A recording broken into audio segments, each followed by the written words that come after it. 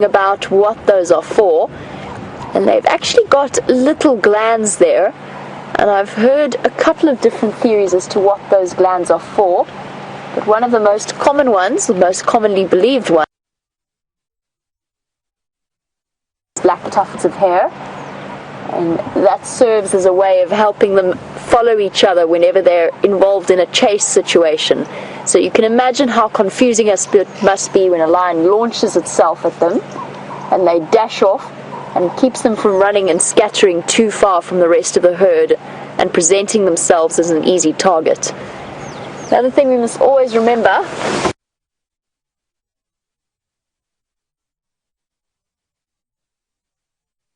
talk, so there's certain visual communication aids. The most important of those are the backs of the ears and the areas around the tail, which is what you'll see highlighted clearly on the impala.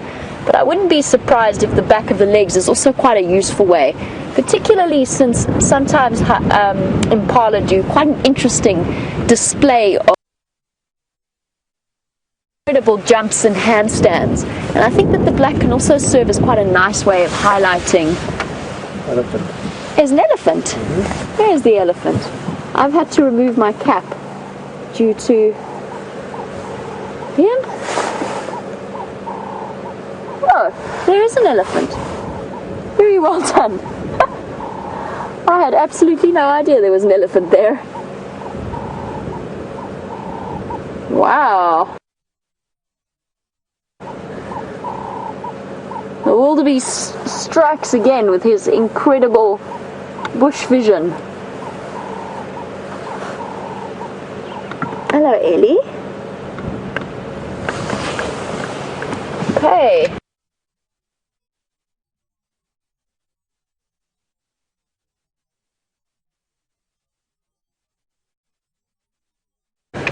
Let's shift and see if we can get a little bit closer to this Ellie. Trying to work out if it's a couple of them. Must be, because that's quite a tiny elephant. Let's see if we can get a bit closer.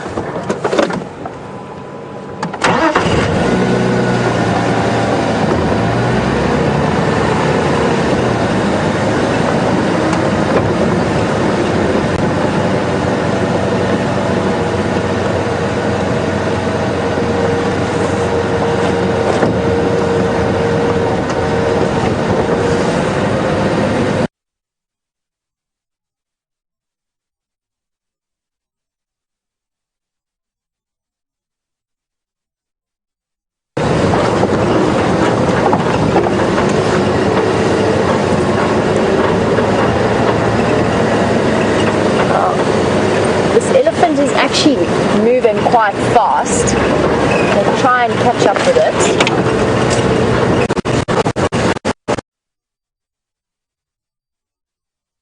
Now, we had a lot of guesses coming through, including monitor tracks and lion's tails, but quite a few of you got it right, so very well done. I was actually a bit of a trick question because both of those tracks were from an elephant. Hello, boy.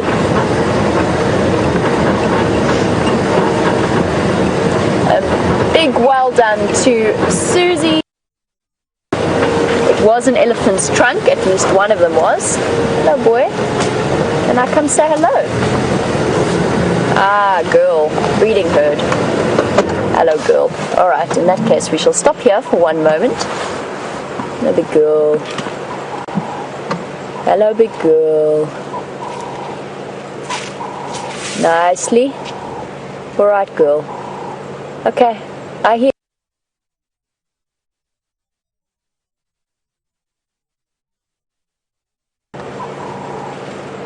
We're just talking about you and the tracks that you leave. I promise you I'll back up, girl. Calm down. Nothing to be too concerned about. She's just letting me know that she's keeping an eye on her family. And especially on windy days like today, they're just a little bit more nervous than usual. Look at my girl. See that head up, ears out posture? It's a very, very clear sign from her. I know, girl. I know. Okay.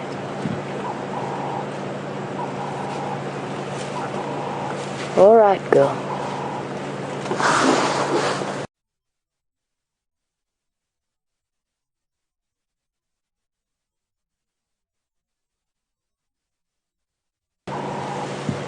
Okay, well, we're not going to be moving just at this moment. We'll let the rest of the herd move around us, since she's given us a very, very clear message.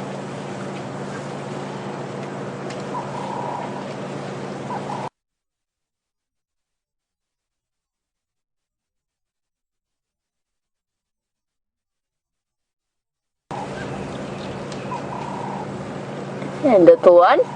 And an incredible spot from the wildebeest and Gada.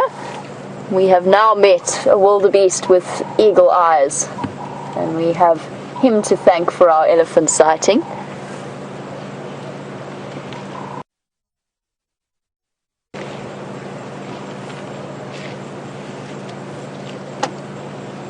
Now the female that came to explain matters to us has moved off, but she's very carefully watching us out of the corner of her eye.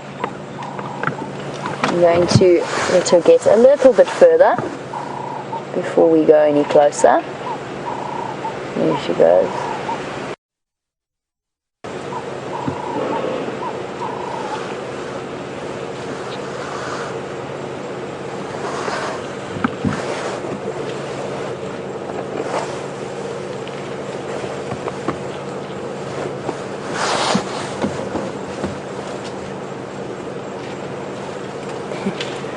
Just going to double check at what's happening. The baby is making its way a little bit closer through the bushes. I'm just trying to have eyes in the back of my head here.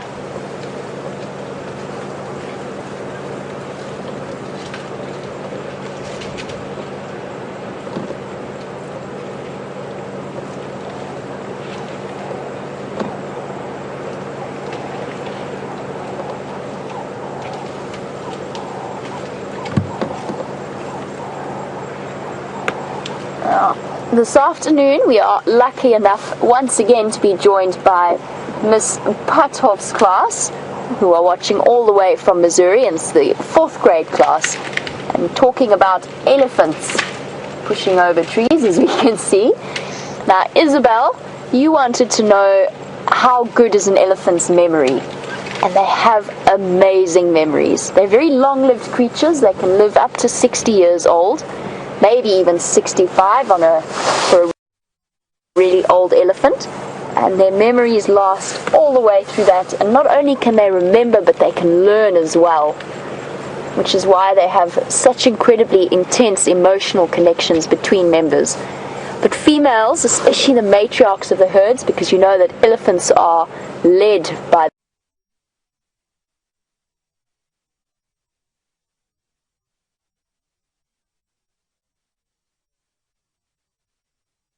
males, one in particular, who is known as the matriarch, and she will remember, even if she was a young calf, where her mother might have taken her to go and drink water in times of drought, and she will return to that spot.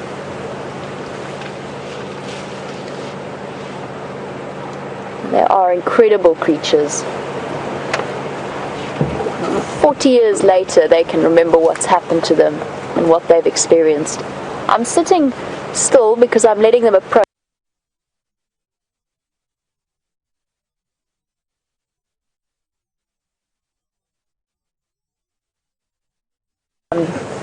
The adults shepherding the youngsters through. It's a great thing being an elephant, little baby elephant, because you're protected by the whole herd, and you're also learning from everybody around you. Eating the buffalo from up above. Let's head across to him, and I will be back with you very shortly.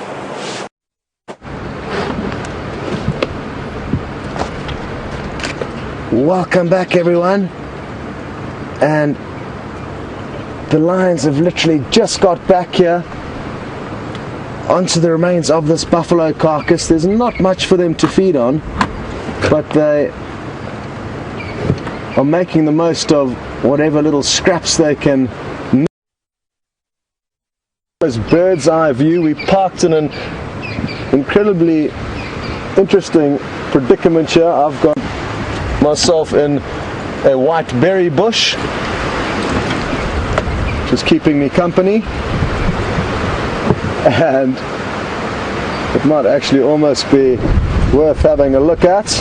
We also parked at a very strange angle, and this is my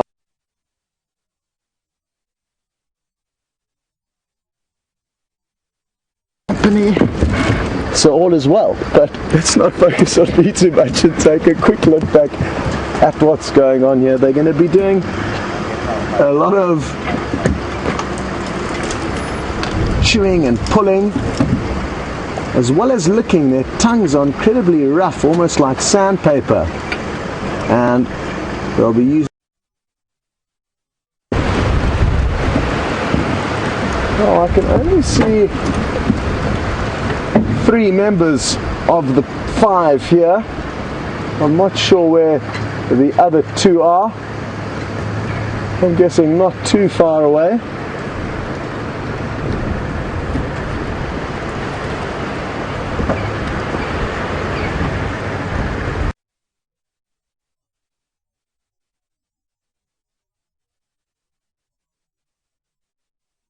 A little bit cautious. They are way out of their home territory, and around a kill they will know that any other predators could arrive, and these 3 youngsters have now all of a sudden, as quickly as they arrived, decided to abandon whatever scraps are here, although maybe this young male isn't quite finished yet.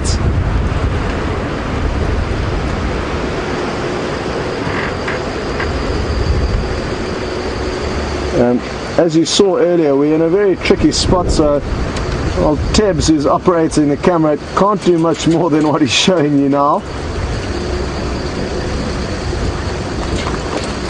Oh, welcome back.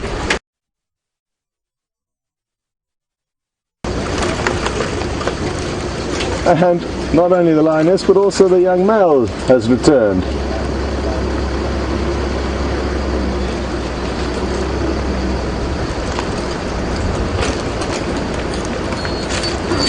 We've just got a question through from Donna, and she remembers seeing one of these young males with a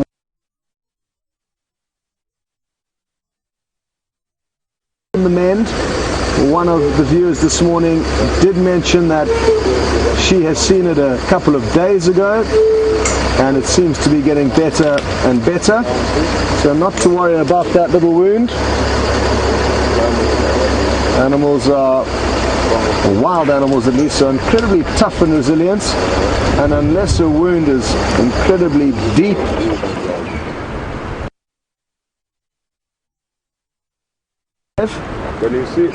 isn't this wonderful? Look at the way his claws are coming out as he tries to grip onto this leg bone. And you can see there are little bits of fats and sinews and tendons that it will be able to get off. It's just not easy going. Kill themselves. They actually stumbled upon this yesterday afternoon, and Tingana and Karula,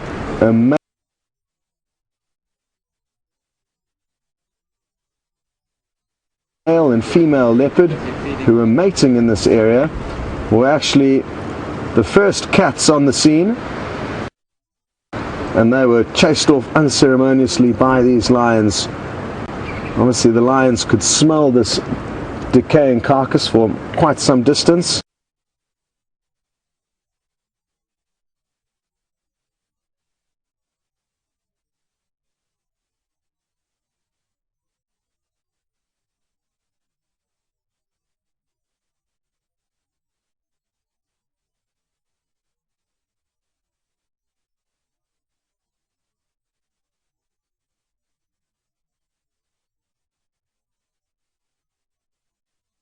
Windy afternoon. It's such good conditions for hunting that I thought they may be planning on doing that, but maybe they've got that planned for later on in the evening.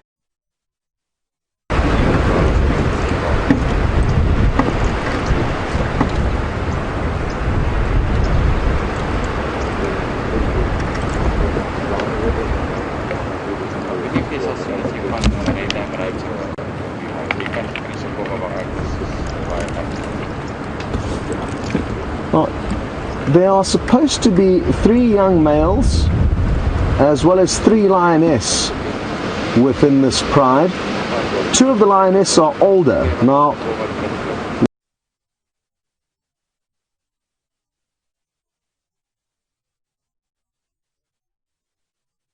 area a few moments ago, and there's also another big lioness, and I'm not sure when last she was seen, but thanks to Sarah for the update that apparently she's with the Matimba males. And I did read a report from Londolozi, a lodge in the south, saying that one of the older lions, and she did come into estrus, or potentially a false estrus, and was seen mating with them. So maybe she still is with the 2 Matimba males, who are 2 male lions that used to be dominant in this area before the Birmingham males came and chased them off.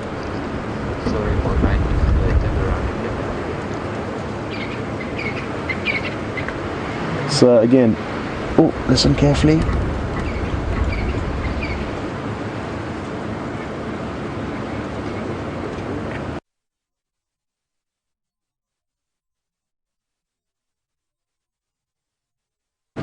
I just heard a vocalization, and it's from the bigger lioness, the older lioness who's just arrived. I'm fairly certain, unless I'm dreaming.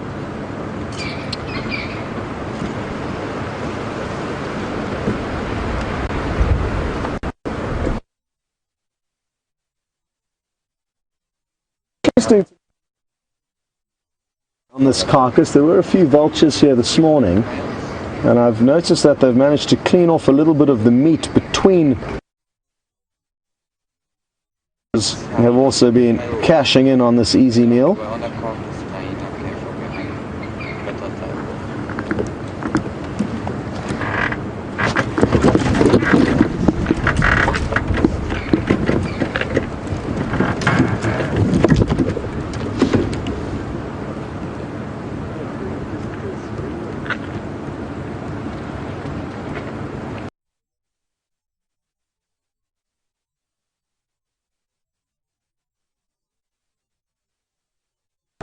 Well, vehicles weren't going to topple down on top of her, I guess. Interesting that she took a bit more of interest to us than the youngsters did.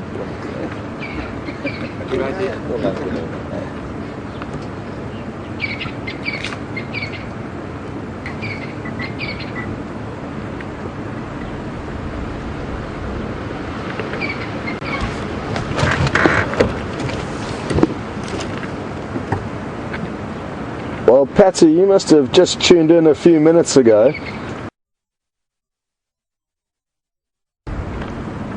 By a hyena, so that'll answer Rochelle in New Zealand's question. And we were chatting about this a little bit earlier. Interestingly enough, I used to view this pride about 4 or 5 years ago in the southern Sabi Sands, and one of the adults of the pride then, probably a similar age to this individual now, had also lost her tail to hyena.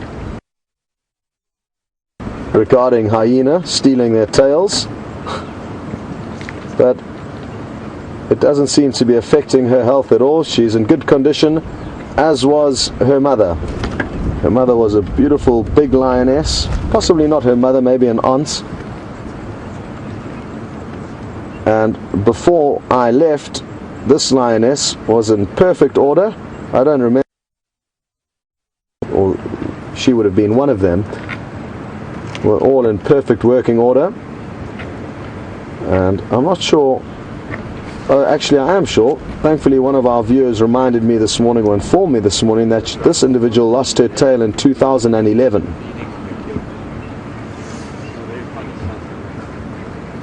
And that was Crystal this morning, so big thanks, and again to all. I cannot express how grateful I am for you helping us out, and everyone else on the safari benefits greatly from it, so thank you so much for sharing your knowledge with us.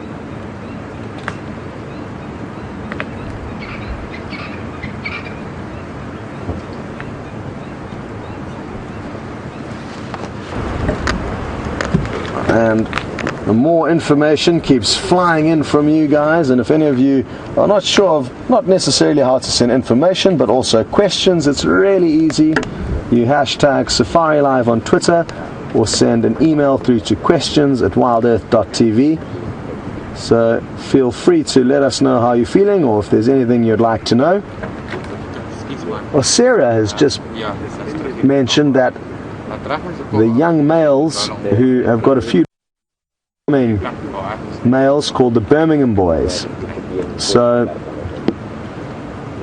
interesting how the effects of some males moving territory have huge knock-on effects.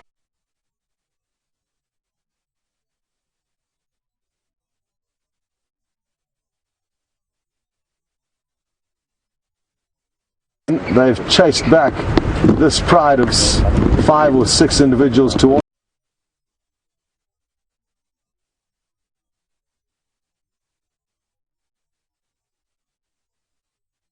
their home area where the Matimba males have kind of set up shop, and then slink through further north towards where they are now.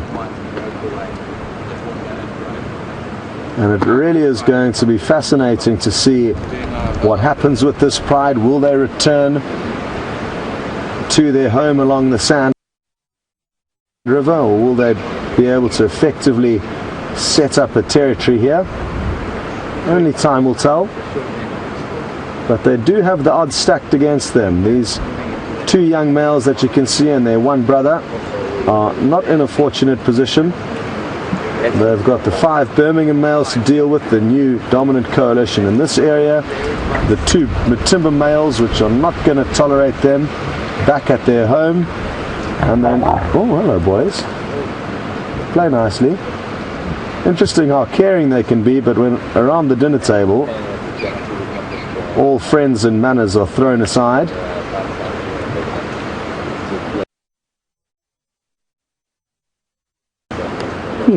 And just like that, they're off. Shall we go try our luck and dance? Well, I haven't been very comfortable here, but it's certainly been worth it to enjoy that sighting. And while we wait for them to free up a spot for us to get out, we can answer a question from Paula. And the males have any other prides that they are mating with?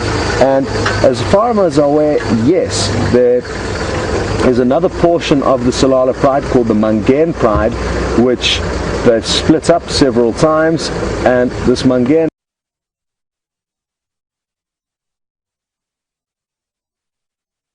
numbers as far as I'm aware. So I could be wrong, but naturally in any territory there will be some females. So the Matimba males still have their job to do, creating a few more generations, and they are just setting up a new area in which to do so. Well, I'm going to send you across to Jamie for a quick update and trying to relocate these lions. I'm guessing they're going to be taking a drink at the little pond about 100 meters away from us, so we'll call you back quickly if they are. See you later. This wonderful young elephant bull, not that young, he's mature enough to not be part of this herd. He's just following behind them. He's come off from the north of us. I think there we go, look at that, watch this. Now he's going to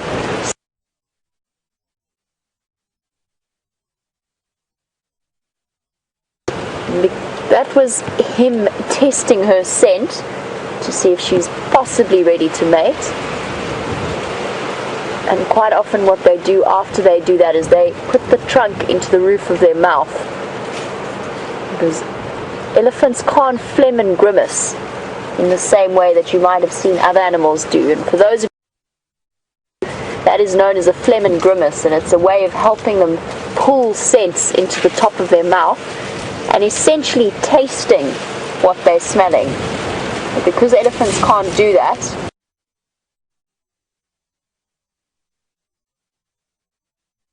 what they'll often do is test a scent and then put the trunk into the mouth.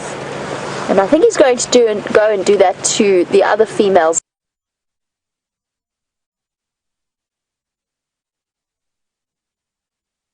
A bit, see if we can get him a clear view of him doing it to the next female.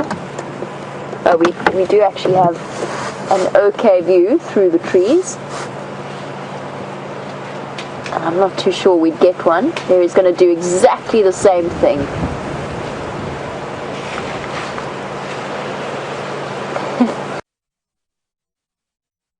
Bulls, although the females dominate the herd in terms of choosing where they go and what they do, elephant bulls are still much bigger, much stronger, and generally are quite capable of pushing the females around.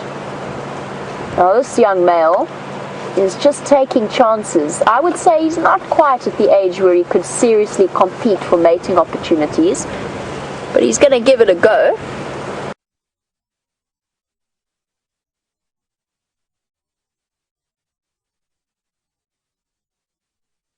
$25, $30 maybe.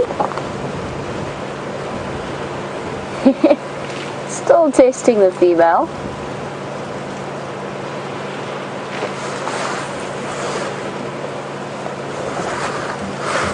While we look for a better visual, the lions have gone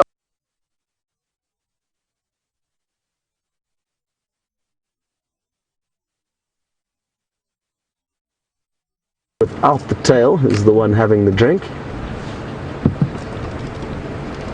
and she's the oldest and most wise member of this pride as it stands. The older lioness is not present and is moments having the responsibility of these 4 youngsters far away from her home territory. And now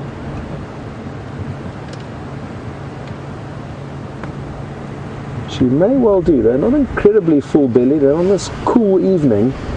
She may have some plans, and not only a cool evening, a windy evening, perfect for hunting. Hunting just yet. That may be something that's going to happen a little bit later, and she's lying up just behind our vehicle.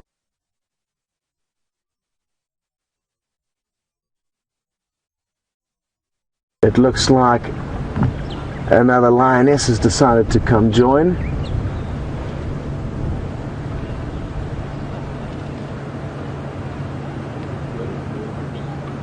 And let's see if she gives her mother a big head rub when she gets in there. Looking in good condition at all, and they're wondering whether it is an effect of the fact that they're no longer in their home territory. They're not as safe as they used to be, so maybe they don't have as much time to groom themselves. And I don't necessarily think that's the case. I think that's because they have been in a few scraps and possibly not been very successful.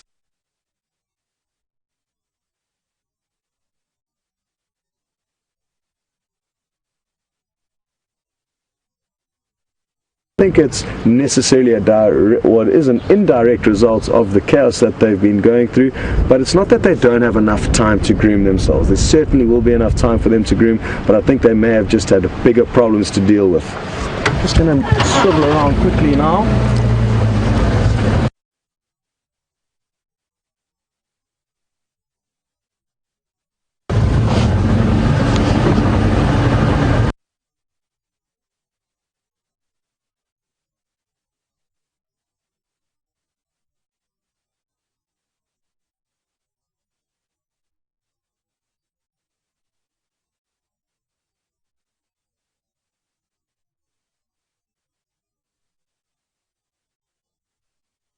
Cameron, just 5 years old, and good to have you with us, Cameron. Cameron's obviously been watching a lot of the safaris and remembers that when lions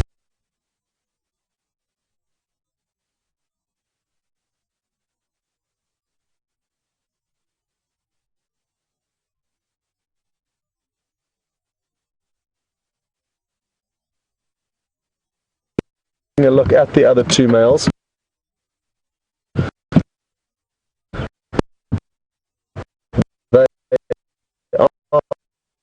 busy doing what we just spoke about, and that is grooming themselves.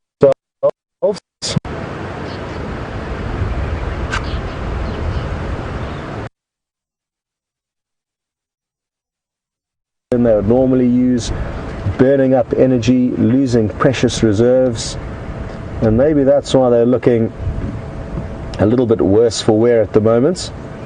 Certainly not anything drastic, or we don't need to be concerned for their well-being, but it is important to note that they are not in the best condition.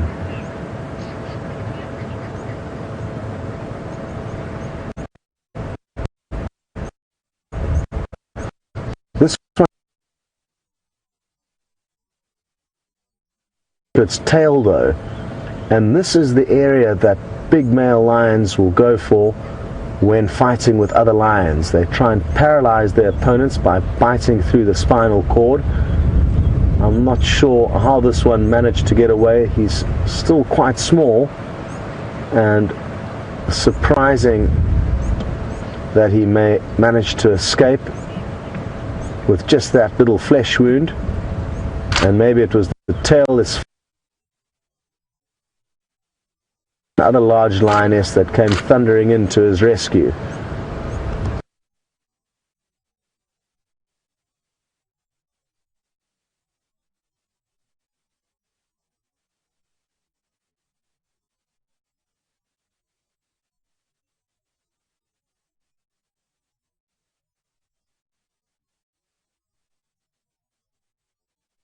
And maybe we'll see.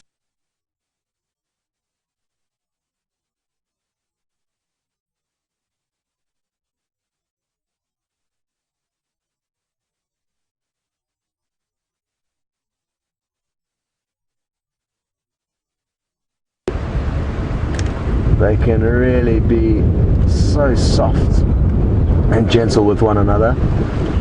It's so rough and violent with other animals.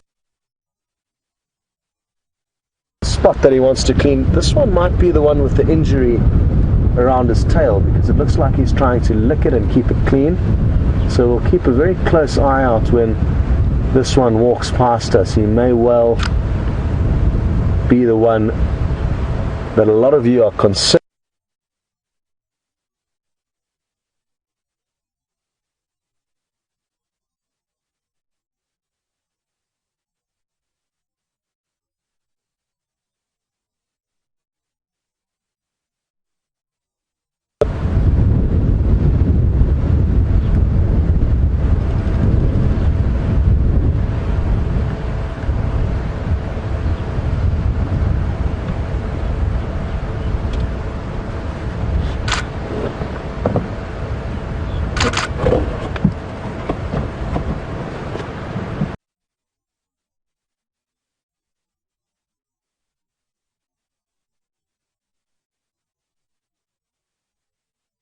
Yesterday afternoon, these lions open. Oh, look at this. There's only so much affection the lioness was interested in though, and then she gave him a little growl. Enough's enough. But that wound there is not too serious, and all of these young males are lucky to have got away with their lives after being attacked by the Matimba males, who are probably 3 times the size of them and geared with a far better protective.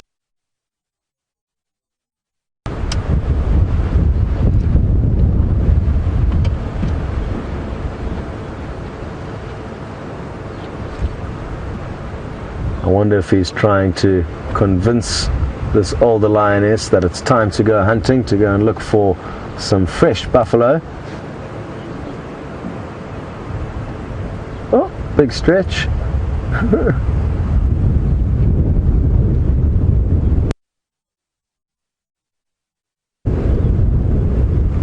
And I'm not sure when last this lioness did have cubs, but her nipples are very, very evident as she rolls over there, so it's a sign that she certainly has given birth in the past. But according to the update that I read today, it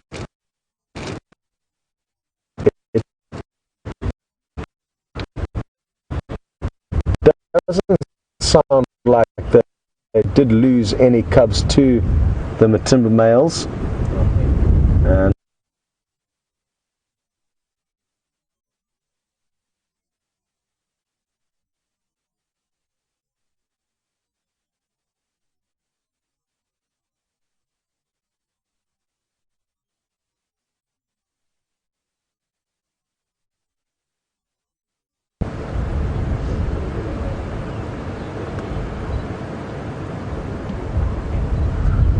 And the lions just lay down in a perfect spot for us to take a closer look.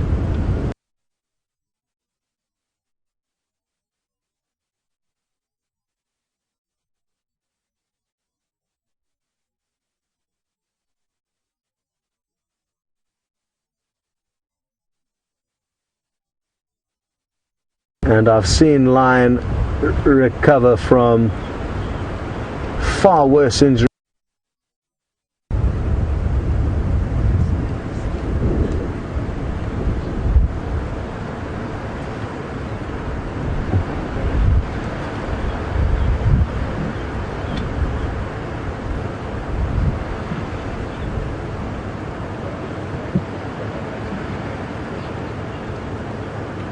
And Isabella, aged 4, have taken the lion's tail. And it's a good question, Isabella.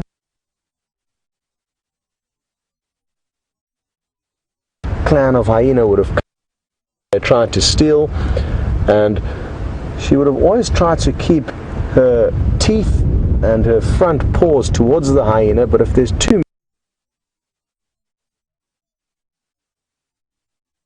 of ease, and they probably weren't aiming just to take the tail, they probably would have tried to kill her, but thankfully they only got her tail and she could run off without any serious injuries. It's always important to remember that even though lion are bigger than hyena and may often chase hyena and kill hyena, sometimes it happens the other way around.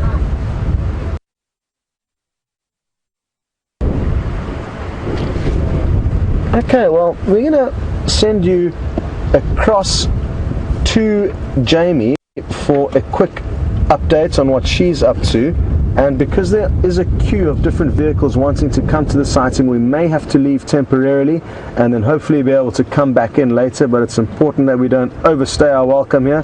There's a lot of people that are wanting to come here, so I'll try and work that out while you're gone, but for now, over to Jamie.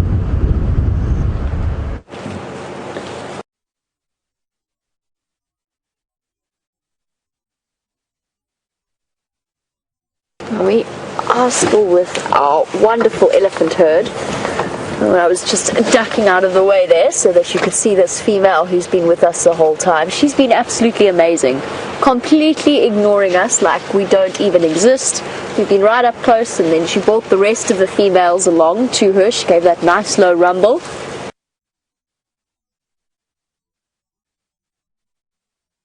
Walked right in front of the car like we weren't even there. It is such a privilege to be able to sit with a nice relaxed herd of elephants, even in this howling wind. Hello, little one. Big Bull, he's left the herd now. He's further into the block.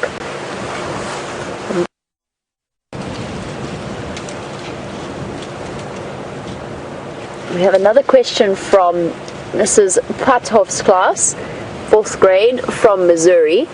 And it's an interesting question. They want to know how many elephants there are on this reserve, or how many elephant herds.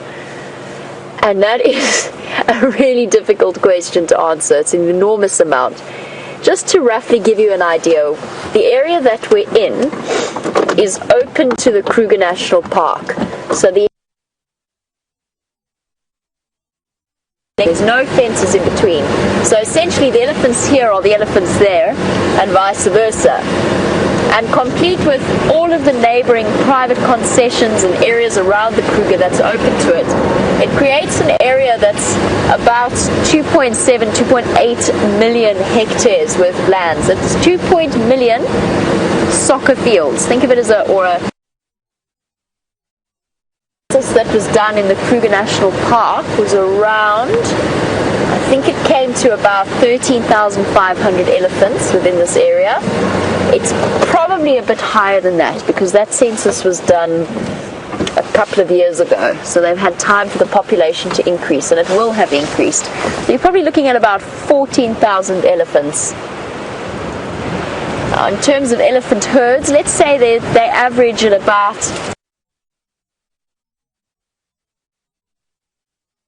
anything from about 6 or 7 right up until about 15 to 20 individuals in a herd, can even be bigger. You're talking about a huge number of herds. But what you will find is that they don't necessarily move too far from their home ranges. So they'll typically have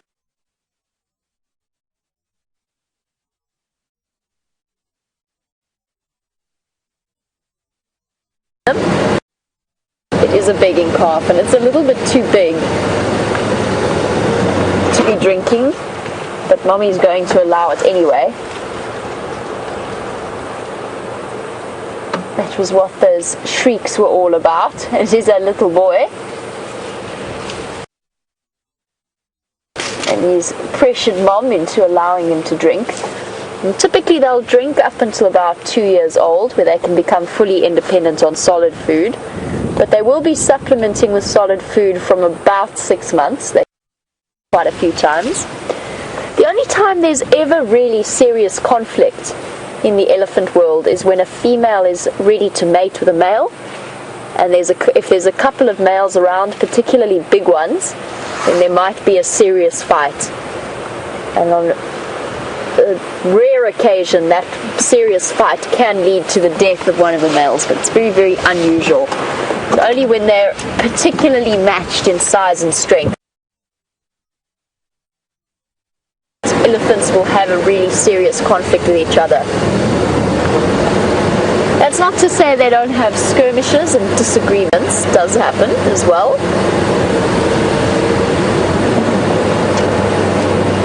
Hello, Elias. Yes. Okay, little one.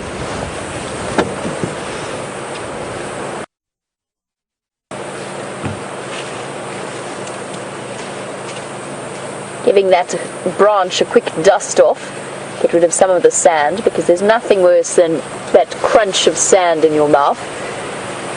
I'm sure we've all experienced that on one or another occasion.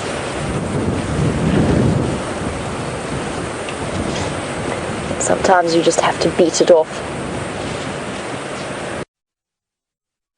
Forward a little bit, see if we can get another view of that youngster who was begging for milk. Whilst I do that, I hear that Scott has once again, with his own eagle eyes, spotted that Scots owl once again. So let's head across to him, and I'll be back with you a little bit later. Welcome back, everyone.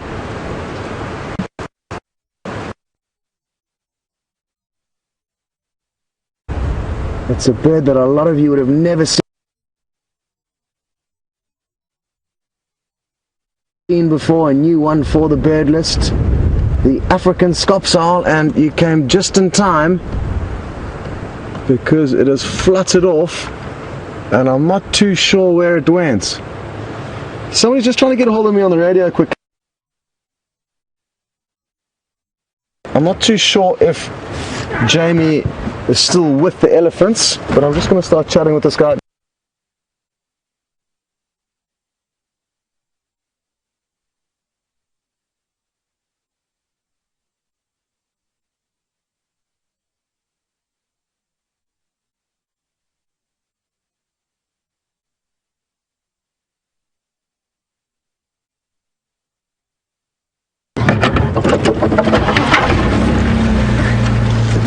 go. So it was all happening there. I couldn't hear Nikki's commands from final control. I was getting shouted at by the guides because there were too many people close to the line, but I think we are in the clear to go.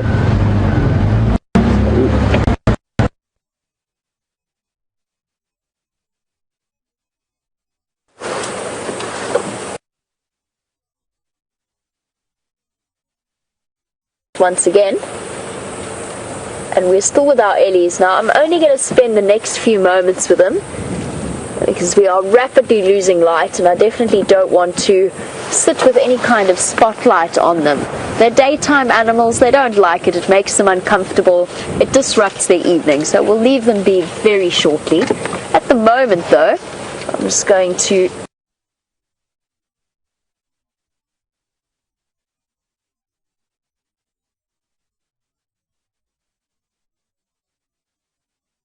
her young calf, and I don't want to go and push between them and put us between them and the rest of the herd, although she's perfectly comfortable with us.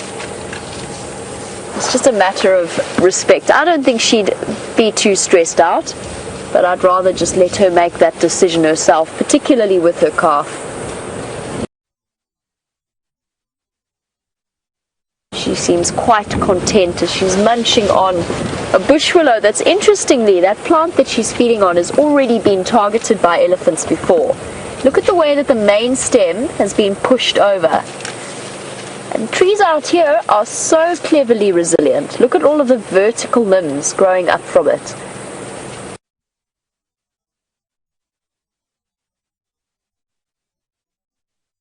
This one's retained its roots and has started coppicing up vertically. Oh, Mum wants something underneath the dead branch. Shifting it away. And there's her young boy who's doing all the begging. Hey, boy.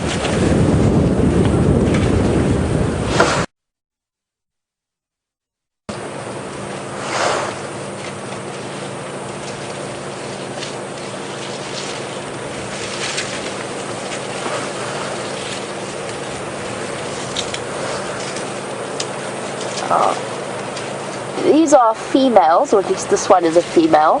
She's got fairly small, fairly thin tusks. There are males out there that get absolutely enormous tusks. You wanted to know how long it takes, or how long an elephant's tusks can get. And the answer to that is absolutely enormous, easily double my height. I'm about 5'7", and I've seen tusks that I would probably be able to lie twice against, and they'd be as long as, and they weigh up to, I think the heaviest on record, which is absolutely enormous. That's far more than me. That's about 150 odd pounds. Incredibly big. That's just one tusk, not even both. There are records of them within the Kruger. If you go to Letaba Camp in Kruger National Park, they have a record or a museum of the Magnificent Seven. And Luke, I'm going to keep telling you about this whilst I leave these elephants. Let's drive and see what else we can find. They can be absolutely enormous. So the Magnificent Seven, there's quite a few of them that sit, if you weigh both of their tusks together, would be in the region of 300 pounds. Imagine carrying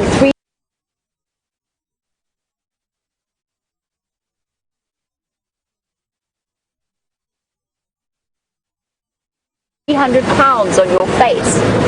It's incredible what they can do. But those elephants in that park were record breakers, and there's a couple of young ones coming through that look like they might equal that size, but it's still unknown. And then of course there's parts of the Kruger that extend up into Mozambique and Zimbabwe where there's very few roads, and maybe we don't know what big tuskers are out there. And you even get females. Very occasionally, their tusks tend to be thinner and not as long.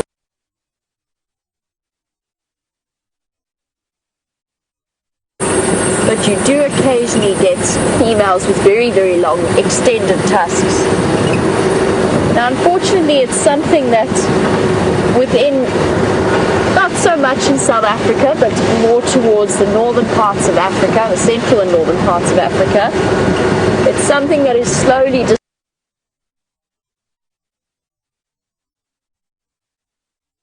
genetics that favor large tusked elephants are slowly dying out. But they'll still be there, and I'm sure it's something that can recover.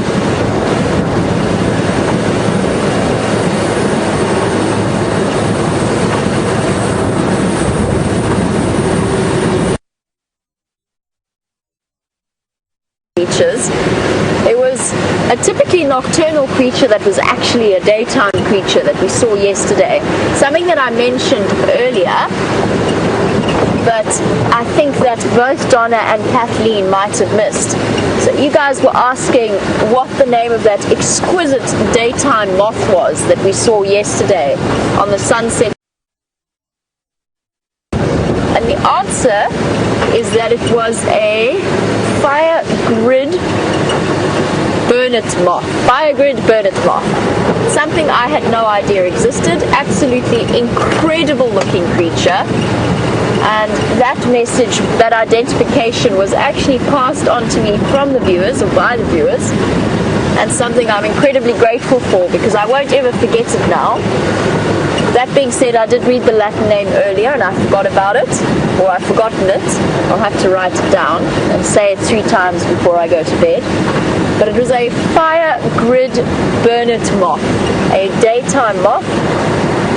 Not something that I found in any of my books, but I think I need to get a more comprehensive moth book, because that is the second one that has escaped me over the last few weeks. But it's one of the things I love, of course, I've said it before, is the learning experience that I get to have being out here and actually learning from all of you. I'm so impressed that viewers managed to find what that moth was. Really, I am. Just as impressed as I was with that thin marbled lichen moth from a couple of weeks before. But for those of you who've missed it, it is a bright, shiny green, almost fluorescent green and red combination moth. Almost looks like Christmas in a moth, if that makes sense.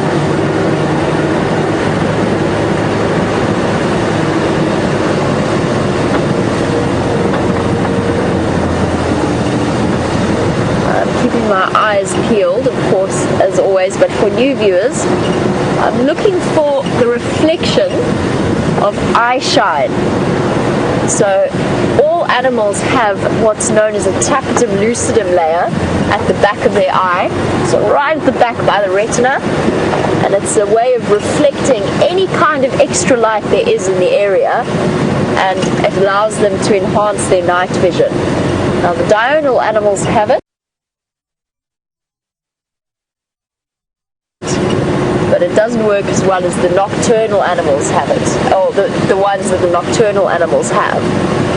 And it bounces my spotlight that I'm waving about, possibly like this, just to give James a little bit of a show, since he did happen to demonstrate it the other day, which he's not going to live down now, so now I'm going to rest my elbow very solidly on the door. It's much less tiring. But it's something that I'm my spotlight.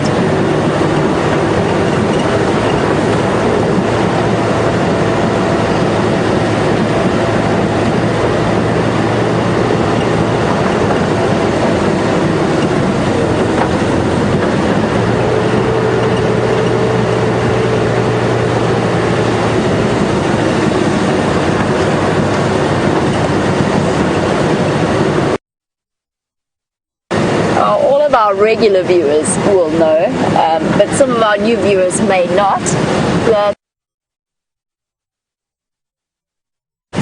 we have been going through quite a dry period over the last few months, and yesterday James and Jandre did a spectacular rendition of what they claimed was a rain dance, and Thad fact that the winds blew and the clouds were threatening.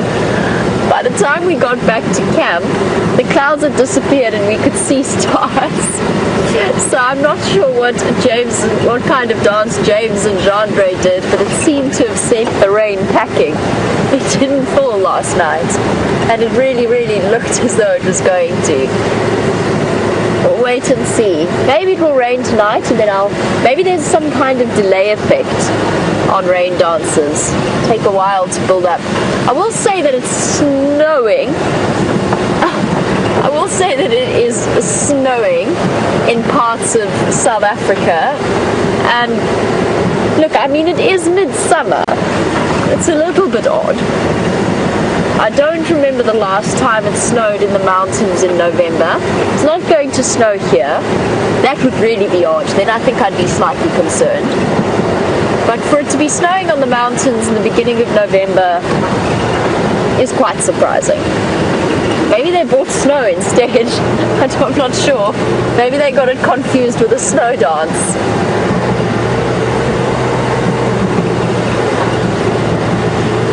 But jokes aside, it does seem as though South Africa's been exposed to some very interesting weather conditions recently. And I know that a lot of experts have been talking about the fact that we're probably going to be facing a drought this year in particular. And I hope that's not the case, obviously, but it has been incredibly dry. Every thunderstorm that has threatened while I've been back at work, at least, I know there was a little bit of rain whilst I was gone, but every thunderstorm that's threatened has just blown away and disappeared, and nothing's come of it. It is a bit worrying. It's not ideal for the animals and the plant life out here, but then again, these things are all cyclical, so it will have happened for centuries past, and it will continue to happen.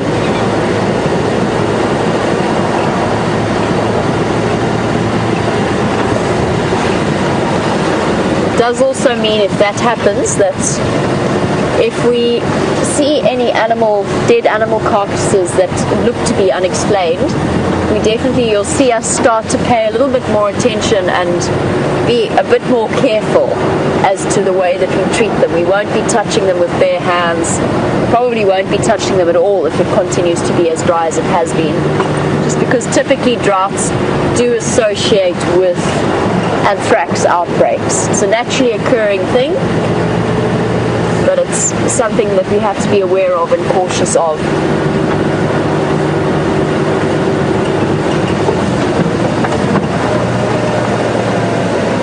There's a bush baby there. Let's see if we can get it. He's still sitting out there. Can you see the light shine? The eye shine, Ruby? Okay, there you go. Oh, he's right in the middle of the light. There you're on him. He is just off to the center of your screens. Oops, sorry, I did a bit of a wobble. There he goes. He's up standing on his legs. Oh, where'd he go?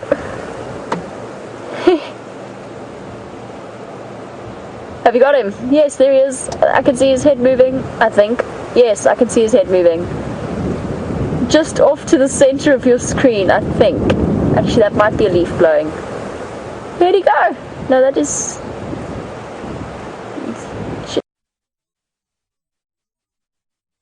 sighting.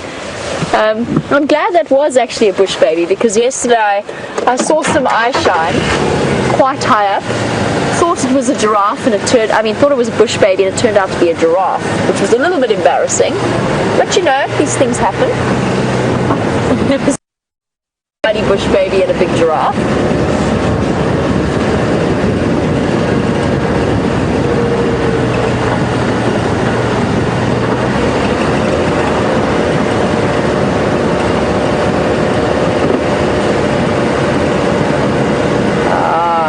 I think actually Karen's put her finger on it. It was not a rain dance that James and Jean-Dre did, and it was not a snow dance. It was a wind dance. Then they have indeed been incredibly successful. I regret it, but that is what has happened. Now, I'm one of those people who gets slightly unsettled by wind. I'm not sure if any of the viewers feel the same way that I do. And for good reason, walking in the bush when it's windy can be quite a dangerous experience. Your ears are compromised, the animals' ears are compromised. It just means you have to be that extra bit more cautious. But just generally, my entire life, I've whenever the wind blows, I feel slightly, at the very least, restless and unsettled.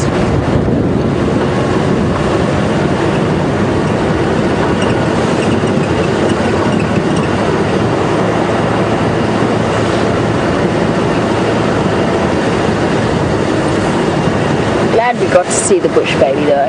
Definitely one of the cutest little nocturnal creatures out here. And they're absolutely adorable, but they're also so powerful that they can do jumps like that. Phenomenal. I've forgotten the exact measurement, but they can definitely launch themselves a good 10 or so times their body height into the air if they need to.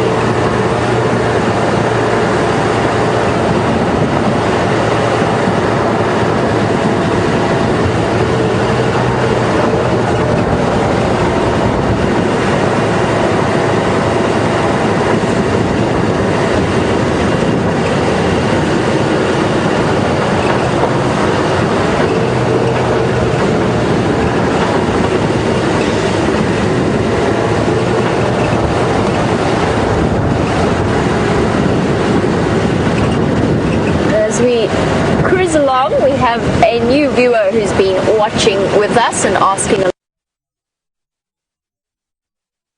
Will take a long time to readjust to the darkness, and they may walk into a tree or off a ledge while they are temporarily blinded.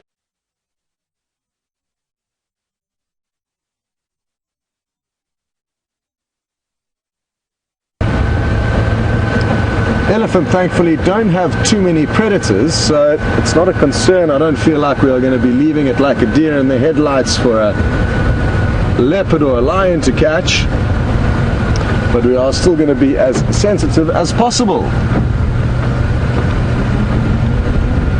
The good news is I've heard over the radio waves that those 5 lion that we were watching earlier are heading generally south and as well as east, and who knows, maybe they'll be on Djuma tomorrow. Well, this elephant's veered off the road. His tracks are no longer on the road, so we can continue now as normal.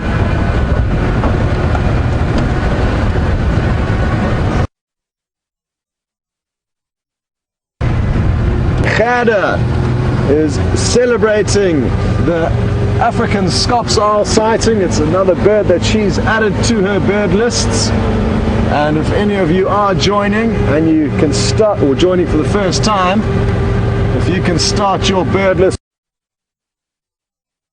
got off to a great start.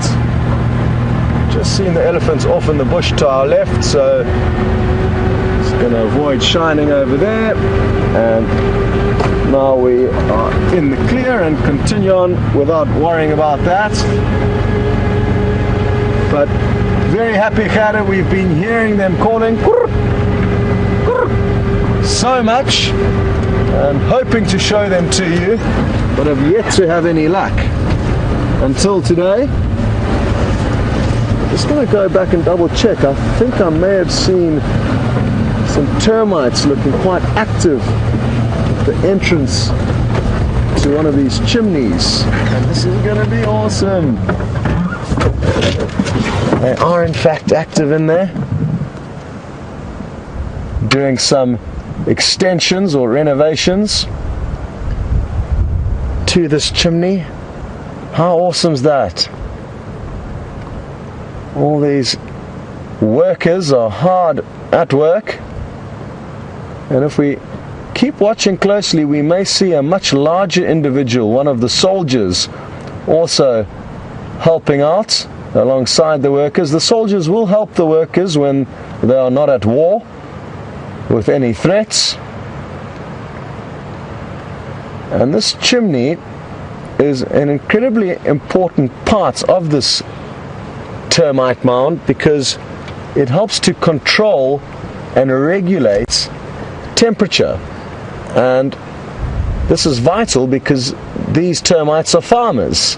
And what they'll do is they'll head out of the mound in search of small parts of old dead branches and leaves and twigs, carry them back into the mound, feed on them, and then they will collect their little droppings and farm a fungus on their droppings, which further breaks down the fungus, and then the termites will then feed on this broken down matter, thus getting every last morsel of nutrients out of plants that are almost inedible to all other animals. So it's incredible to note how important they are at recycling nutrients. What's also hard to believe is that some scientists and experts say that the combined weight of all the termites in Africa will outweigh the mammals. Now, it may not be entirely true, but there are millions of these little insects within this termite mound. So many that the female, the queen, who's responsible for all these workers, could give birth to up to 30,000, or lay 30,000 eggs every single day to make sure she has enough help to grow the mound, build the mound, harvest all the dung droppings, carry them into the little farm area. Anyway, I've divulged a bit. The reason why the chimney is so important is to maintain the right temperature in which this fungus will be growing most furiously, because the more effectively the fungus grows, the faster they get to feed on their broken down droppings. And by opening and closing this vent, they can regulate the temperature extremely well. Often you'll actually see birds sitting on the entrances to these chimneys in the early morning, hoping to get the warm air coming out of it. And it's incredible how warm the air can be that comes out of these termite mounds. Surprised we haven't seen any workers yet, but soldiers yet, but they're obviously off running other errands.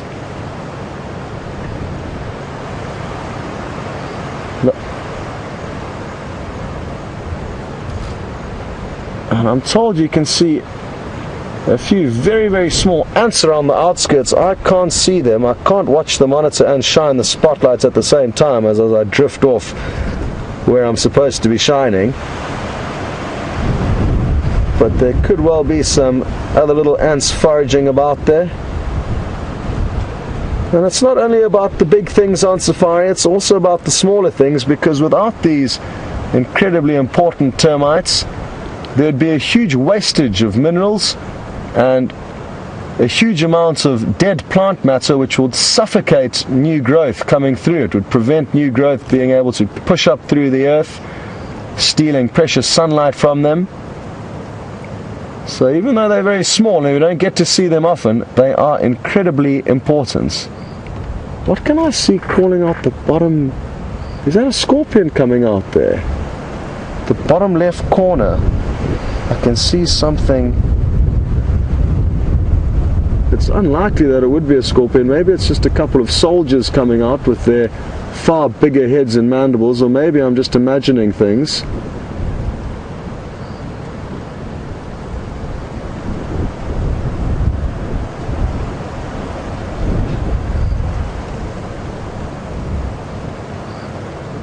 But hard to work out exactly what it is. We'll just keep a closer look on it, but I think it is a soldier.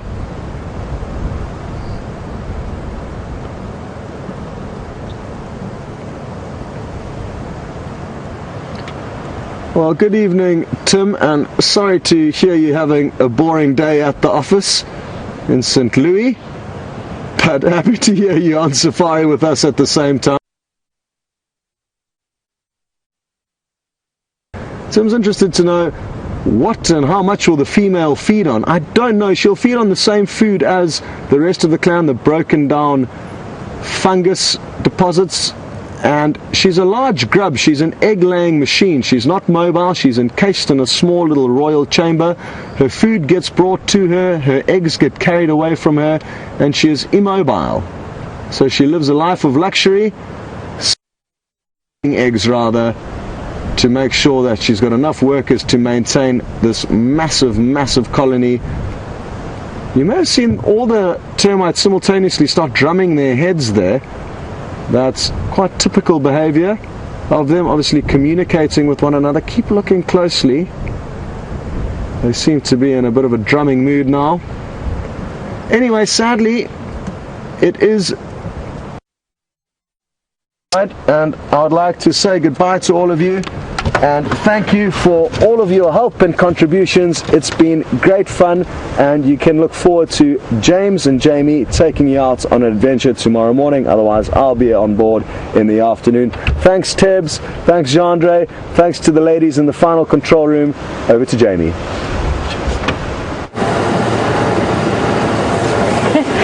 And a very quick farewell from myself, and a big thank you to Liam and to all of you guys. Have a wonderful evening or a wonderful day wherever you are in the world, and we'll catch you tomorrow for the sunrise safari. Bye bye for now.